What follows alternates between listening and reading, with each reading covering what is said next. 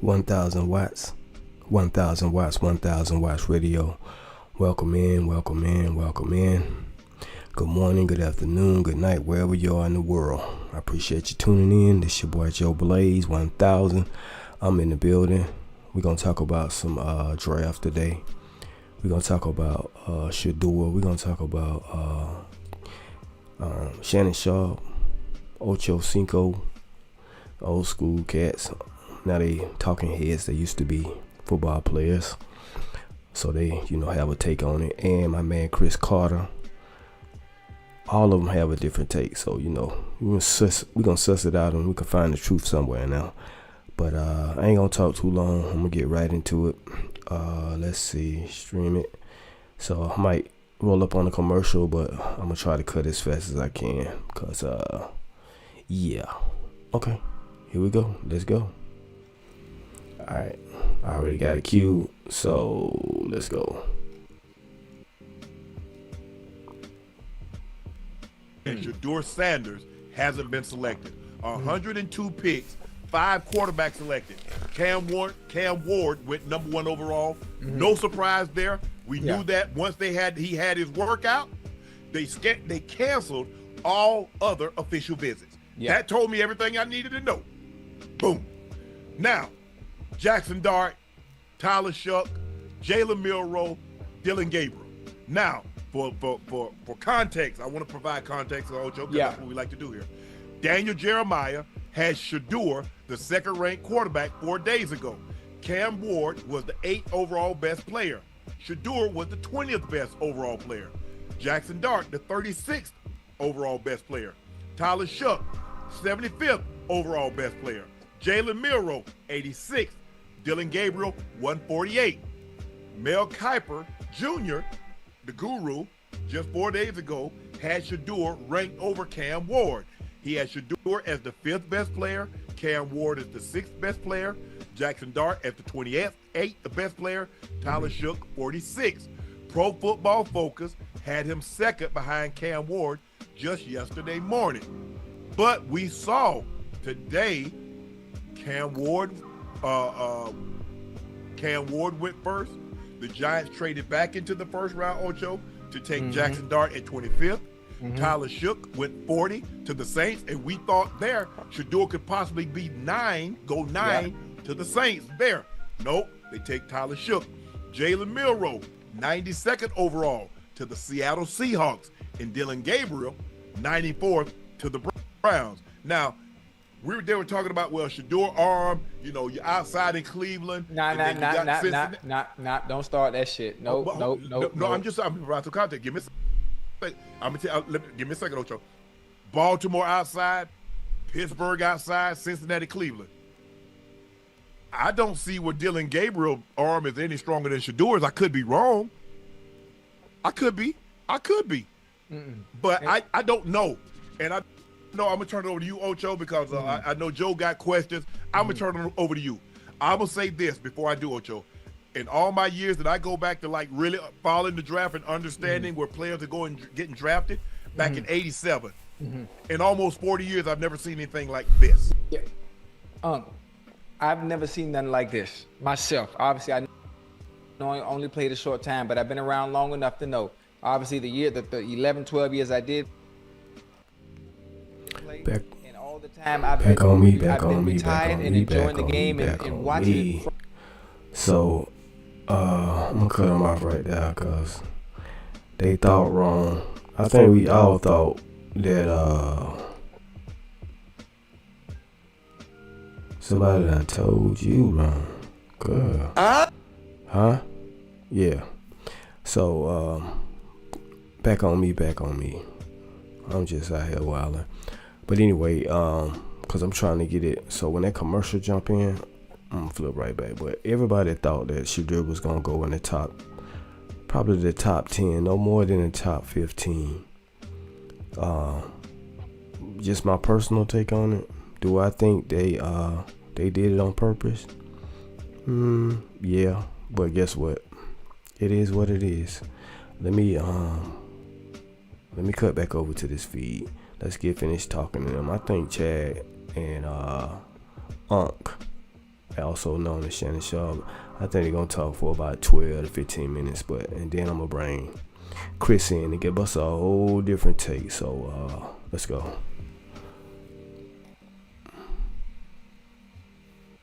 From afar and understanding how good players are, regardless of what scouts may say, the eye in the sky doesn't lie.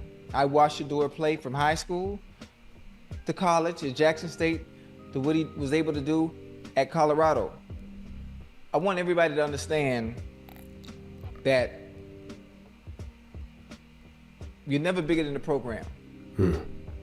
You'll never be bigger than the program no matter who you are, and they will show you. They will always remind you at any given time if at any point you think you are bigger than the program. And that is all we seeing. That's all we're seeing right now. Wow. Joe, that is all we are seeing right now, regardless of who you are. There's some things I think Prime might have said. I don't want to quote it, but where he said it similar to. There's some places I don't want to go. We're not going. Bingo. What Archie Manning said when it came to Eli. Same thing. No different. Anyway. That's kind of damning right there. That's kind of damning because I think in any situation, even with Eli, you should have been humble. I mean, it's in any situation. You always go in with a humble mind, with a humble heart. But that's just me. I'm just I am a God-fearing individual. So, that's just me. I was always taught to be humble, but some of these folks, they go in with this pride. They go in with all this bravado, with all this machismo, as they say, and all this, strength. Like, I'm supposed to have. I think that's that entitlement, and I think it is a definite divide between the have and the have not so much. So I think that's what we got going on right here. Let's get back into it. Hey, I got something today I really want to read. Chad, I want you to listen to me real quick. I'm not here to stir up. I'm happy for everybody that got drafted. I want you to listen to something that was sent to me on Instagram. Chad, y'all stay with me real quick and just listen to me very, very closely. What we are witnessing once again is the machinery of a system that has never quite known what to do with a free black man, much less than a free black family. The NFL, with all its pageantry and power, finds itself uncomfortable, even threatened, when the likes of the Sanders family walk into a room, not asking for a seat at the table, but daring to bring their own. Deion, Sheduer, this family has refused to shrink to fit the confines laid out for them. And so the machine does what it has always done. It seeks to diminish, to distort, to remind them and us that there is still a place for black folk. It is not at the head of the table. But the tragedy, you see, is not in their refusal to bow, but is in the nation's fear of black excellence unchained. The fear that has always been the real danger, not the power of our stride, but the shadow we cast when we stand upright, unafraid, and unapologetically ourselves. Yeah. I was talking to my sister. She said, well, you think Sheduer? I said, Libby, I'm gonna be honest with you. If he don't go in the second round, I think he might slide out of the third. Unc, it's all a game. It's all a game. Look, Ocho, It's a game. Your draft story, my brother's draft story was a lot different than mine. My brother didn't have to wait long. First round, 7th pick, boom, he gone. On a plane to Green Bay, boom. Second round. Hey, with red flags, with character issues, school to school, bounce from over and over. Why'd he go here? Why'd he go here? Bad. Still, second round. We taking a chance. Let's stop it. Back on me. I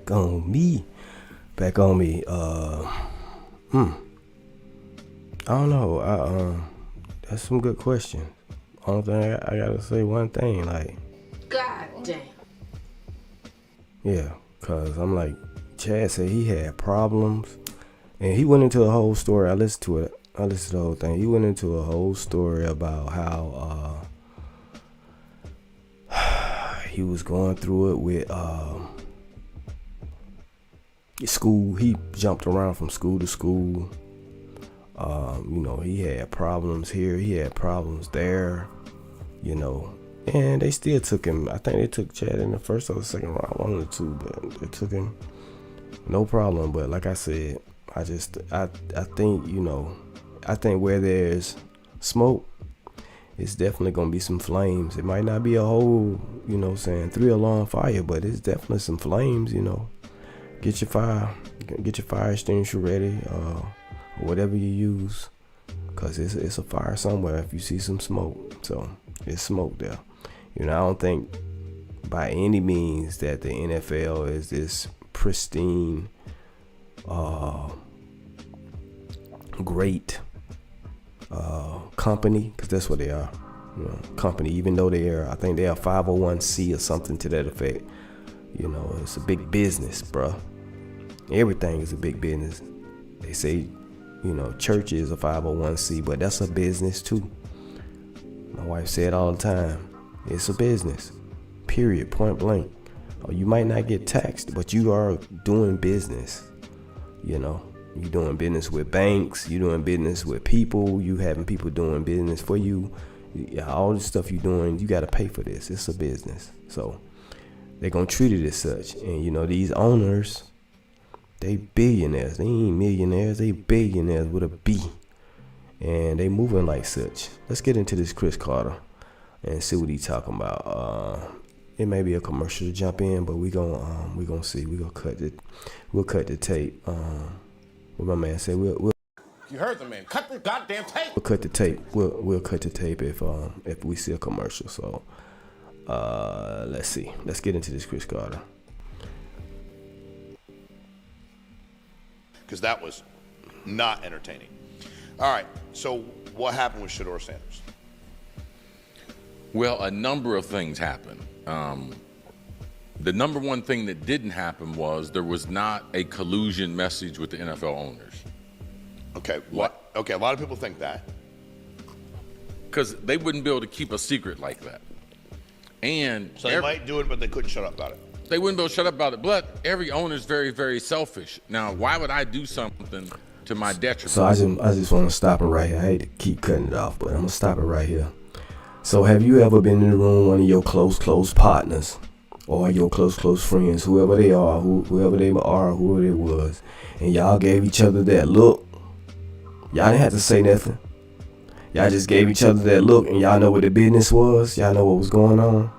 Y'all just kind of looked at each other and gave them, no smiles, no teeth shown, just that look. And you know what wasn't going down. So you don't have to say nothing. You ain't got to have no collusion, whole story. But just to keep it 1,000, hence 1,000 Watts Radio, 1,000 Watts Radio, 1,000 Watts Radio. Like, sub, and subscribe. I had to throw it in there. Plug it myself. Yeah. So, we know, like Tupac said, you and I know what's going on now, don't we? So let's get back into it. Like, if I need a quarterback and I think this kid is it, what he didn't realize is the guys that have fallen in the draft before, they all had unusual traits. Like, they had some superstar qualities to them. Now, some other things happened that made them fall, but Sheduer and his family, they overplayed their hand. Them thinking that he was in the same evaluation mode as Eli Manning, they didn't play that right. Them trying to narrow the teams that he was going to go to, that didn't do right. Not working out at the combine, that wasn't the right thing. His interview process, obviously he could have done a lot better in that. Mm-hmm. A lot of people left that meeting, felt he was very, very entitled. Which meeting? Like, because they said Brian DeBall, Giants coach, had said he didn't like the meeting. He asked him, he had some book, was his playbook or something he was supposed to know, and he said he felt weird about it. I don't know who else said they didn't like the meeting with him. Or were just people behind the scenes saying they did? Well, the thing about it, they didn't draft him. I know that. So it's not the tape. Okay, because the tape's good enough to get drafted early enough. Oh, absolutely. I mean, his tape is good enough for him to be a first rounder. But there's a number of things. It's not one thing. Last year when Deion interviewed for the Dallas Cowboys job, that did not help Sheduer. Now, it helped Deion get a new contract in Colorado, but long term it didn't help Sheduer because the Giants, they're coached in their last year, general manager in their last year.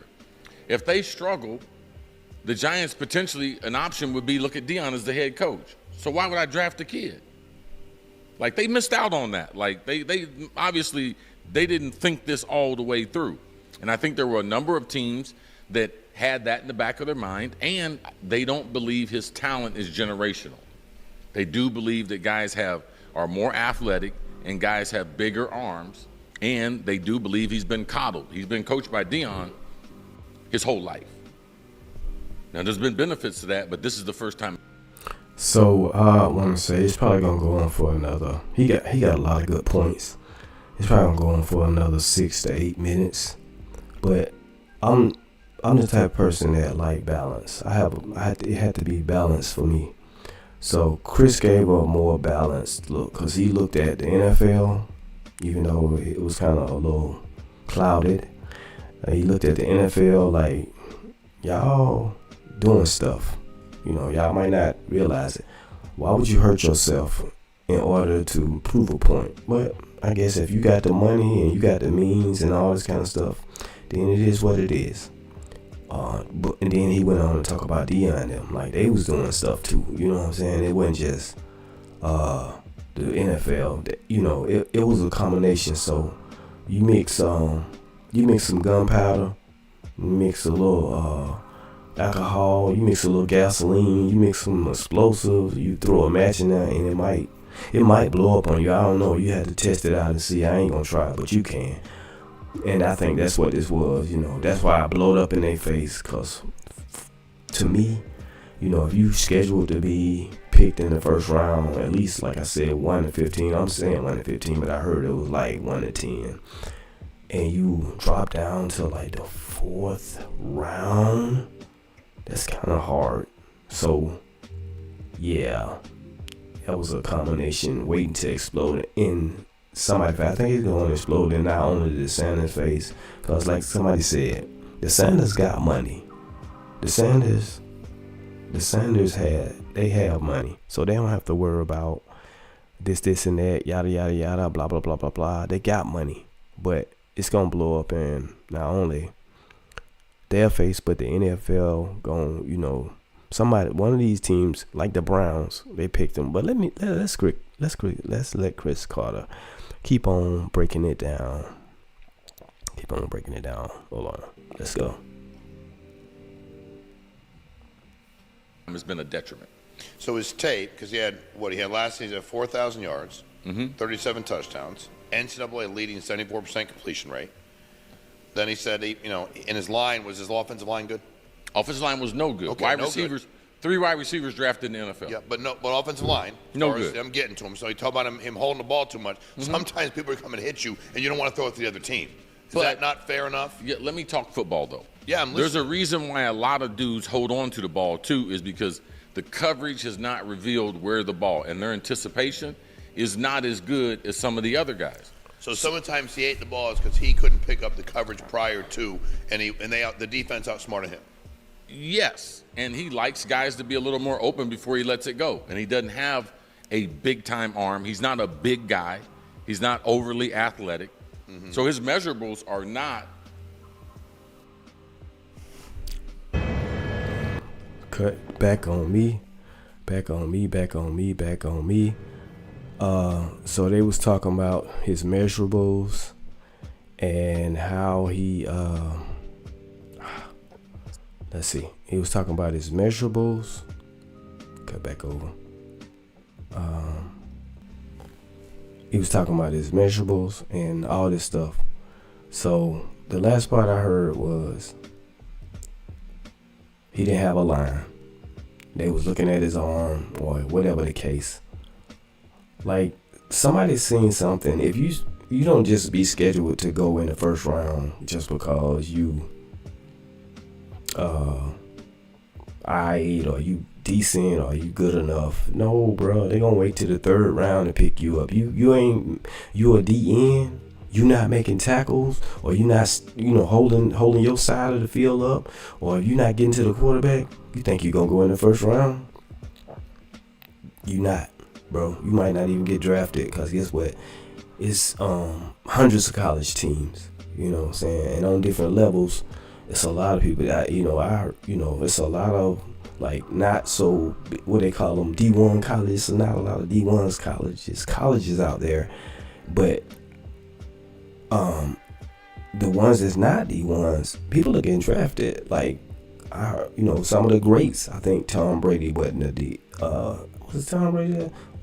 I think Tom Brady, Michigan. I'm not sure, but I think it was Randy Moss wasn't D1.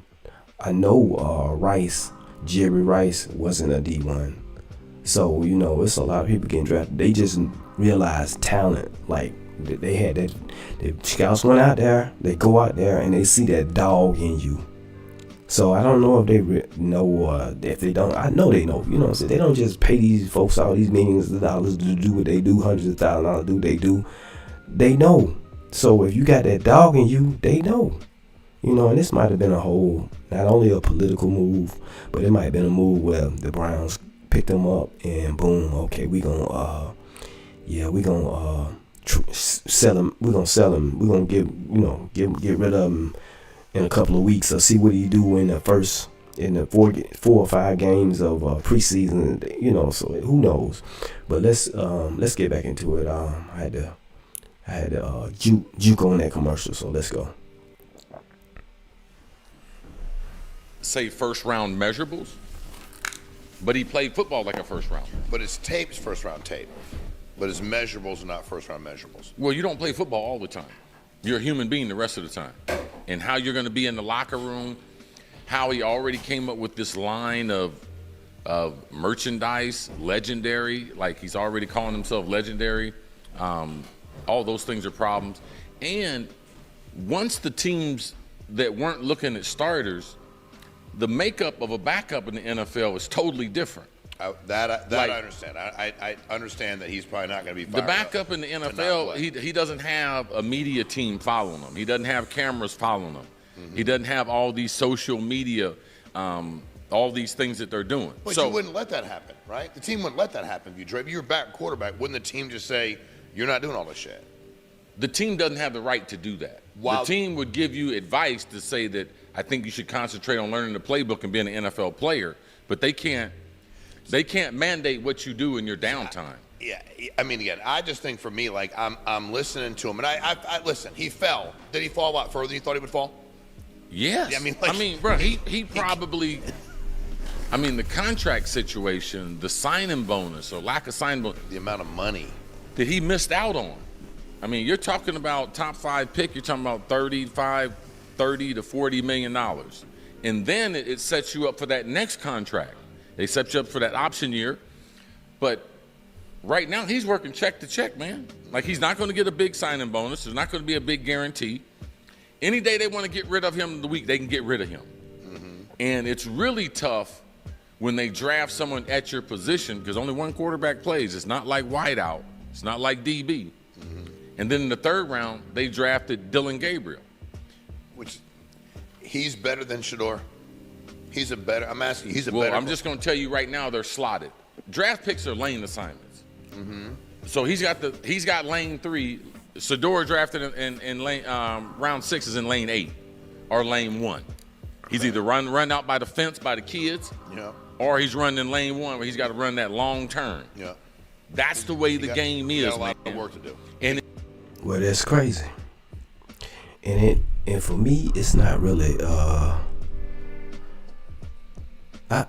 If you're good, just like I said earlier, if you're good, if you got that dog in you, lane 8, I'm coming to get you. You better put me in lane 1 in my mindset. That's my mindset. When I was a young Thundercat, you better put me in lane 8. That's my mindset. Cause I'm coming to get you, bro. You best believe I'm coming to get you. Matter of fact, if you in front of me, I'm running you down. If I'm in front of you, don't think you coming back, cause you not. Yeah, you better put me in that lane. So yeah, it's crazy. It's crazy. And it's hard to get to your second contract when you're working check to check. All right, so here are the quarterbacks they're going to have in the quarterback room. Deshaun Watson, Kenny Pickett, Joe Flacco, Dylan Gabriel, and Sheduer. Who's going to... The Browns suck, man. You got like 1,000 quarterbacks. How many of them hurt? And why you got so many quarterbacks? Bro, this is a chess move. If they get ready to trade half these dudes out, they're gonna probably keep 3 quarterbacks. Cause Deshaun Watson is decent. I don't know who can pick it. And Joe Flacco, I think he still got some juice. And you got Sheduer. Bro, that's crazy. And the crazy part is you got all this offensive, quote unquote, offensive power, whatever. And you ain't been doing nothing. Like nothing, Browns. Get it together, man. Who's going to play? Yeah. Who going to start? I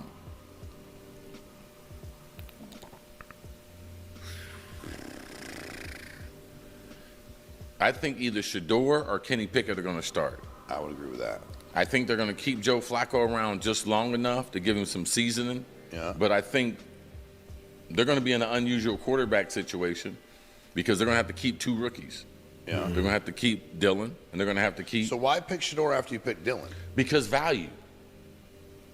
Like when you're trying to put your roster together and there's a kid that you can get for a 6th-round investment and put him in your locker room, and you were thinking about potentially drafting him. No, I get why I took Sheduer. That was, I think I was sitting there waiting. Why wouldn't somebody else grab him anyway? Why take Gabriel? You think he was a better pick for them over Sheduer at that time? Man, something happened with the Browns between day 2 and day 3. Okay, because with Sheduer available, I tell you what happened. Hold up. Let me see. Let me tell you what happened to the Browns. Let me tell you what happened to the Browns. This is what happened to the Browns right here. Somebody done told you wrong, huh? Yeah, that's exactly what happened to the Browns. What is it? 17 games and a bye, or 16 games and a bye? I don't even watch the NFL like that no more, and I may watch it just to see what the hell all this stuff is gonna be break down to. But early in the game, the Brown has always been and probably will always be in a tough division. You got the Bengals at one particular time was in the playoffs almost every year. If they weren't in the playoffs, they had a decent record. You got the Steelers, they go to the playoffs, championships every year. And I think it's the Ravens, if I'm not mistaken. The Ravens, ever since they've been in the league, they've been monsters. You know, they've been monsters. The Browns, laughing stock, straight clown franchise. Like, I don't know. I think that was just disrespect for them to even pick that man like that. That's just me. But we gonna see. What I was gonna do? I was gonna say, let me see. I think they gonna go. Let's see. I think they gonna go 6-10. I don't know how that bye work, but let's say 6-10, or let's say they do 17. Have to do 17. They gonna go 7-10. They gonna lose 10 games. They might not even. They might go 4-13, or 4-12, whichever one it is. I don't know which one it is, but yeah, they not gonna win a lot of games, bro. And then the games they win, they gonna win them on a whim. But I don't know. They might surprise me, and I might be like, Somebody done told you wrong, huh? yeah, I might be like that. I don't know. But we gonna see. But that's all I got, man. You know, I just want to come in and do that. I know I ain't been doing streaming that much. I got another one I'm gonna do. Pink Book Lessons. She did something. I'm gonna take it and I'm gonna expand it, and I might break it down, and I might get more than 1 or 2 episodes out of it because I think it need to be talked about. But that's the end of this stream, and I am OUT out. I appreciate y'all lending me your ear. I hope I gave you a different look. I hope you was able to suss it out. But it's 2 sides to every story. Always remember that. It's 2 sides to every story. Then it's the truth, cause you know somebody, whoever's telling their story, they gonna tell it how they feel, how they think it went. The other person gonna tell it exactly how they feel, how they went, and then it's the truth. So you gotta look between the two. Now, me personally, honestly, just being totally open with you guys, I used to take one side, just be like, okay, this is what it is, and go hard on it. But now I had to stop, look at it, listen, and that's why I was listening to the during the political season. During the political season, I had to stop. Normally I just Democrat. No.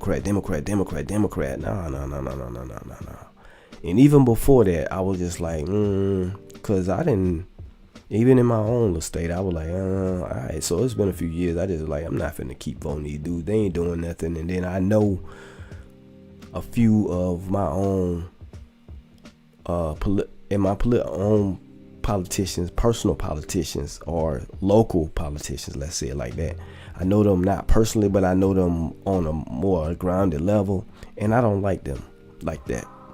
Don't like them like that. So that's it. That's all I got. I appreciate y'all coming in. Please hit the like button. 1, 2, subscribe if you haven't. I would appreciate it. And if you can, share it. I would greatly appreciate that. And what would help me out a lot, if you shoot me a comment, tell me something in the bottom, thumbs up, thumbs down, shoot me a bird, whatever. I appreciate it, man. I appreciate it. It's an early morning deal, but I'm gonna drop it at nighttime. So just the way I do it. Should I drop some music? Yeah, I drop the music, and then once we drop the music, we're gonna be out of here. I appreciate y'all coming through. I appreciate y'all coming in. I appreciate you. 1000 Watts Radio. 1000 Watts Radio. 1000 Watts Radio. I am Joe Blaze, and I am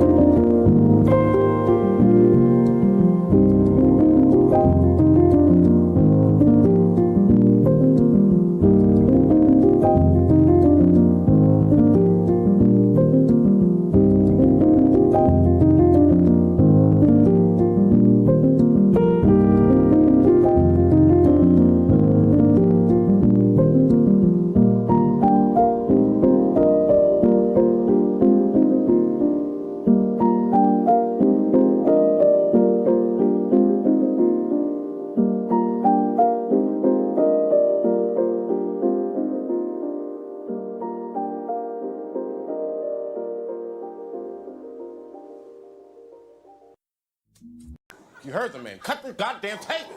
Just cut it.